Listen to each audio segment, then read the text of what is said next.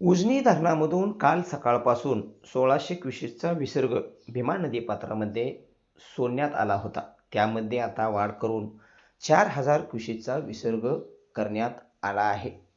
पंढरपूरमध्ये आषाढी सोहळा साजरा होत आहे आणि या आषाढी सोहळ्यासाठी संपूर्ण भारतामधून लाखो भाविक पंढरीमध्ये दाखल होतात. त्यांची गैरसोय होऊ नये म्हणून भीमा नदीपात्रामध्ये हे पाणी सोडण्यात आले आहे. परंतु शेतकऱ्यांचा वाढता रोष तसेच विविध संघटनांचे भीमा नदी काठावरील शेतकऱ्यांच्या शेतीला तसेच जनावरांना व पिण्याच्या पाण्यासाठी पाणी सोडण्याची मागणी वारंवार होत होती आणि याचाच कुठेतरी विचार करून आता प्रशासनाने त्यामध्ये वाढ करून 4000 क्युसेस पाणी सोडले आहे. म्हणजेच हे पाणी आता भीमा नदी काठावरील संपूर्ण शेतकऱ्यांना वरदान ठरणार आहे, हे मात्र नक्की आहे.